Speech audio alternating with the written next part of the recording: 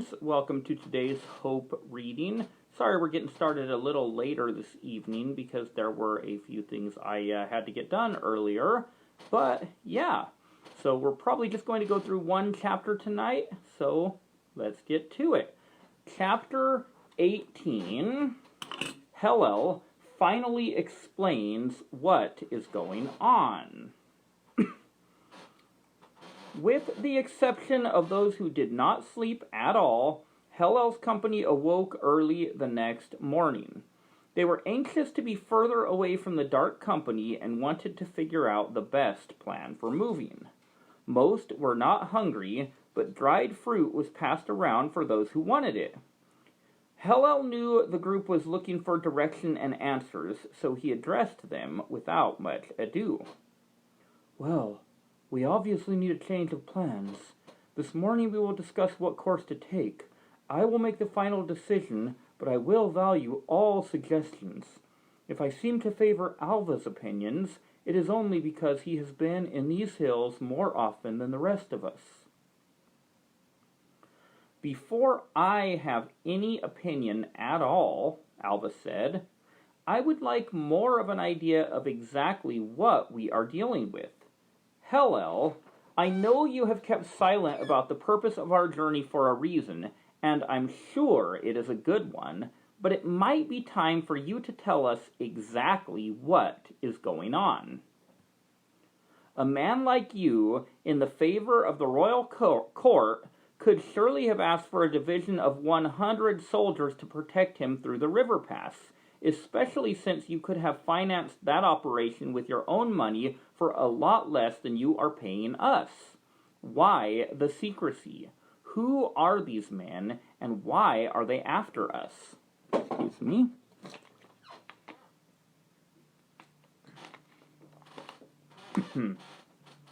I know we all want to be on our way soon, Hellel answered, but the question is a fair one, and our course will be better planned if you all understand the answer. As some of you know, I am a historian. Not long ago, Pinsor gave us a history lesson. I must reach a little further back to help you understand what is happening.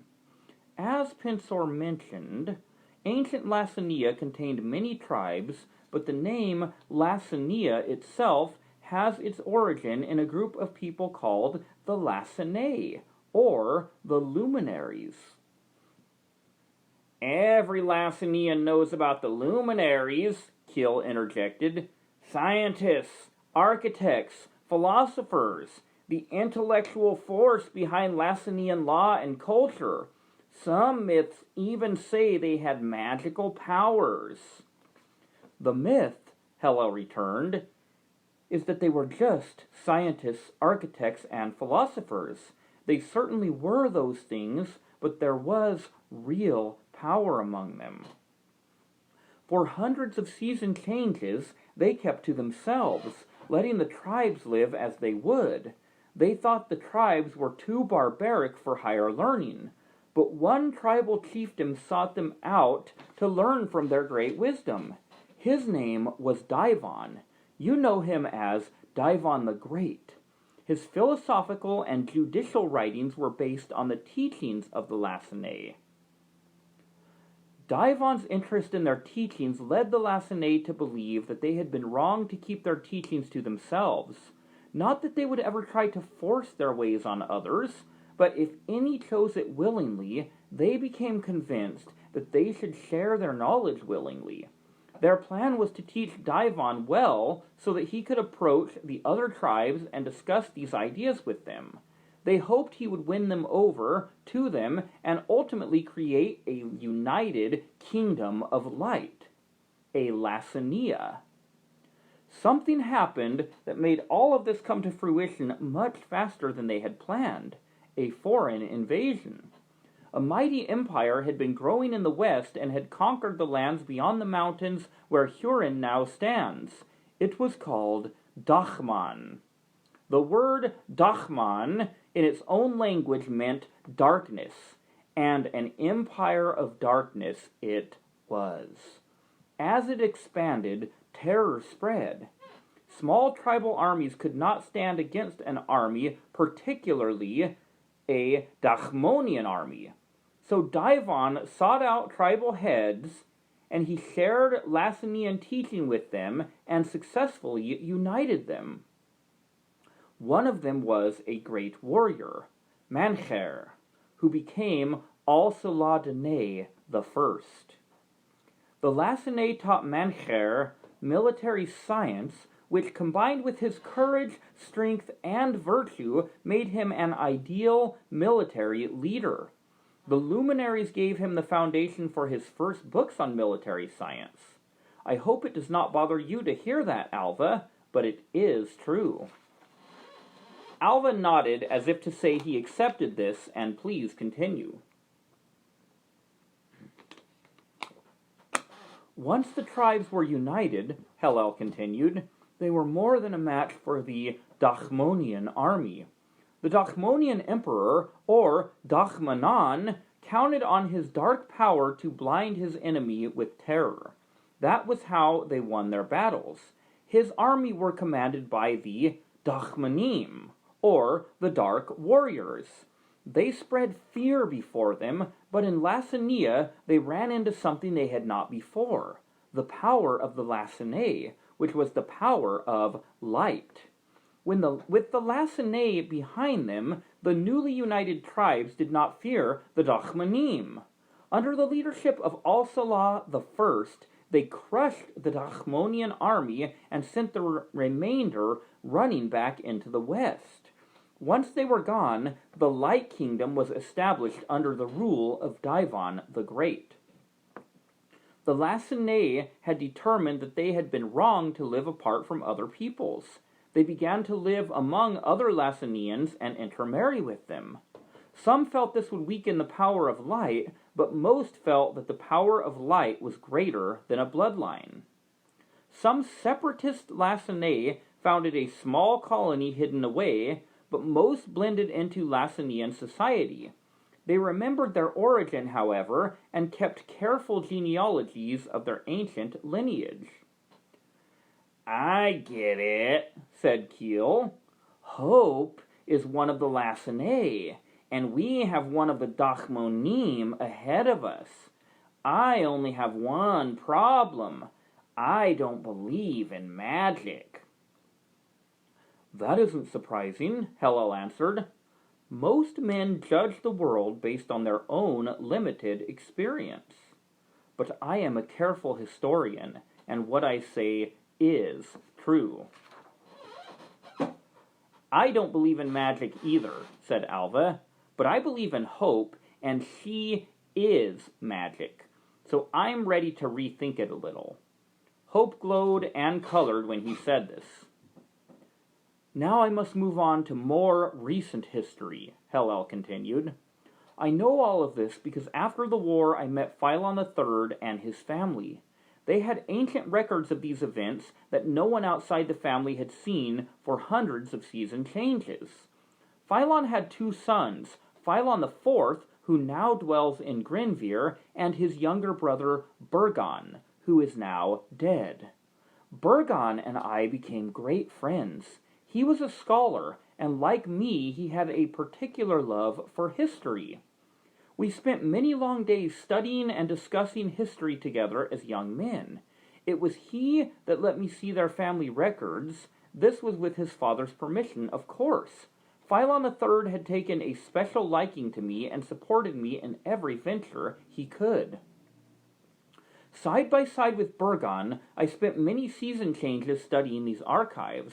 I was able to gain a thorough knowledge of the history of Lacinia, and through it, gain knowledge of much of the history of Huron and many other lands. In our research, we made a point to visit all of the families that could trace direct lineage to the ancient luminaries. These families were very few in number. The family with the strongest genealogical connection was the ancient Lacinian house of Ferren. The Lord of Ferren and his lady had only one child, a daughter named Lorraine. Lorraine was the most beautiful girl I had ever seen. All of the unmarried lords, both Lacinian and Huron, would have loved to have her hand in marriage. Burgon had spent his life in books and had never thought much about women, but when he and Lorraine met, they fell in love very quickly. Many thought this was funny because Lorraine was tall and beautiful, with shining blonde hair and bright blue eyes.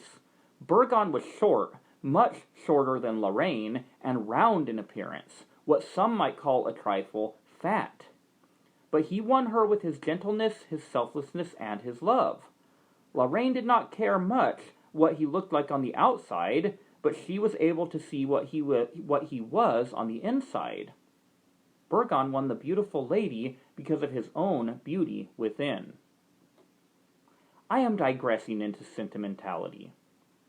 One of the negative effects of Hurin winning the war was that Al-Salah Dineh's men no longer monitored the Camden Pass. This seemed unnecessary now that Hurin and Lassania were twin kingdoms. To make a long story short, about 20 season changes after the war ended, the families I mentioned, those who traced their lineage most closely to the Lassaniae, began to die in tragic accidents. This shelf unit didn't fit like Okay, brother. Hello? I'm in the middle of something, brother. Sorry. Sorry, just a little distraction from a friend of mine there who's around. As I mentioned, those who traced their lineage most closely to the Lassaniae began to die in tragic accidents. They died in very suspicious ways, and Burgon and Lorraine began to be afraid, thinking someone was trying to exterminate the remnants of the luminaries. Hellel stopped for a minute.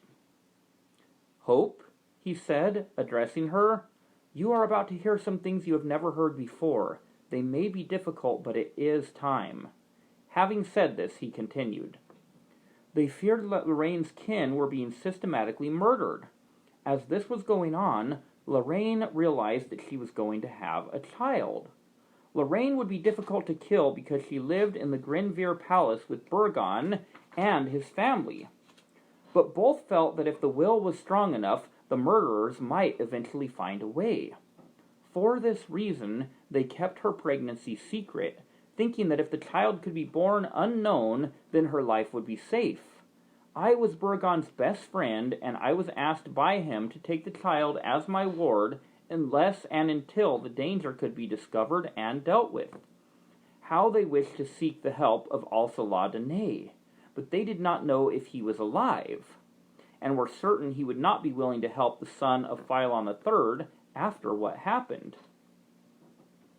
"They were wrong," Alva said. "I can see that now," Hela replied, "but they did not see it then, and none of us knew where he might be found anyway. They kept to themselves in the palace until the child was born. Then they paid me a secret visit to place the child in my care. Lorraine handed me the child and said, 'Her name is Hope.'" "Hope?" I asked. "Yes," she said. I asked her why her name was in the common tongue, and Lorraine said, "Because she is the hope of all men, not just those who understand ancient languages. She is for everyone." On their journey back to Grenvere from my house, their carriage was attacked by assassins and they were murdered. Apparently the spies had been waiting for them to leave the house. Thankfully, they attacked them on the way home rather than the way there. Obviously, they had no idea of Hope's existence then. Suddenly, Hope's recurring nightmare made sense to her. She had never heard that her parents were murdered. She saw her dream as though in a vision. She realized that, though she was not there, she had seen it as in a vision when she was a baby in Hellel's house on the same night her parents put her under his care. She had always thought that she could not get up to help because she was really in her bed dreaming. Now she realized that even as a baby she had wanted to help. She could not help because she was far away and too young to stand.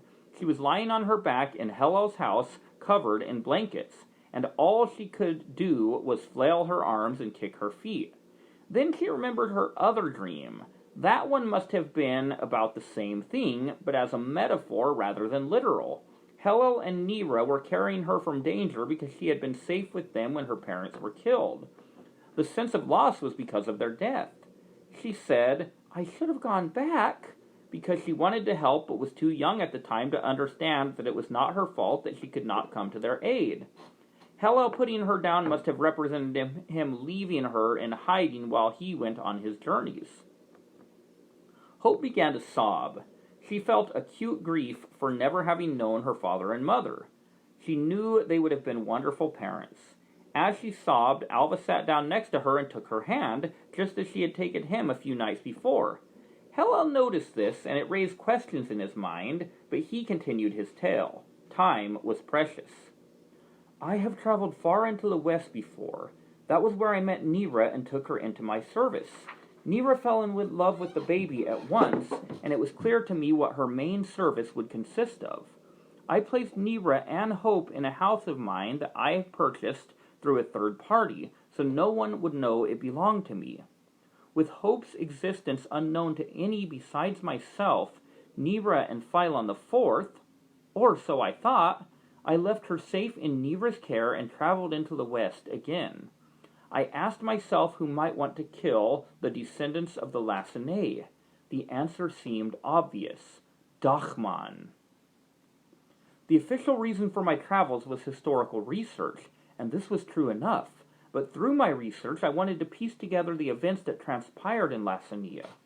What I found was that after the ancient war in the Lacinian Valley, the Dachmonians traveled far into the west. There were enough of them to form a small settlement which became a petty kingdom. Over the hundreds of season changes that followed, they once again established a powerful empire. They expanded further west first, so as not to catch the attention of the Lacinae, but eventually they began to expand east. As they continued to expand, they realized that they would eventually collide with Hurin, which empire was also expanding west. Hurin's expansion was slowed by the war with Lacinia, which, as Pensor told us, had heavier tolls than Diaphon had ever imagined. The defeat of Lacinia was very encouraging for Dachman. Though they were a smaller empire than Hurin, they were confident it could be defeated, and Lacinia with it. There was a nagging doubt, however. They did not know whether the Lacinae still existed. Thus, after the Great Peace, Dachman sent spies and assassins into Lacinia to find and eliminate any remnants of the Lacinae. In more recent days, Dachman and Hurin have finally clashed. In their first battle, Hurin was humbled even more than they were by Al-Saladinei. The opposing army was led by Dachmanim, and the Hurin army fled before them in terror. Teraphon the Wise is less stubborn than his father. He recognizes that his army cannot defeat Dachman. Thus, he has begun negotiations which will ultimately lead to Hurin becoming a tributary under Dachman. That sounds familiar, said Alva. Yes, it does, Hela replied. But for all her faults, Hurin is not a cruel master. Lands under her rule are allowed a great amount of freedom, and taxes are generally reasonable. I have seen life under Dachmonian rule. It is darkness, slave markets, and torture chambers. The poor are exploited for the sinister delights of the powerful, and the powerful are not just selfish and greedy, they are evil. They are committed to evil. Burgon and I learned many things from Lorraine. I mentioned before that a separatist group of Lacinae founded a hidden colony. The location of this colony was outside the Lacinian Valley, deep in the forest beyond the Kuragan Hills. They were concerned that the power of the Lacinae would be lost as they mingled with other peoples. The joke, as they say, was on them. The Lacinae separatists preserved the high Lacinian language and ancient Lacinian culture, but the power of the Lacinae was preserved in their colony only. But the power of the Lacinae was preserved in their colony only very weakly. After many hundreds of season changes, they determined to seek out the descendants of the Lacinae, to see if the ancient power was present in any of them. The power of the Lacenae was most strongly preserved in the bloodline of the House of Farron. The Separatists made contact with them and invited them to join their colony, which is called Lassacreston, or Forest Light.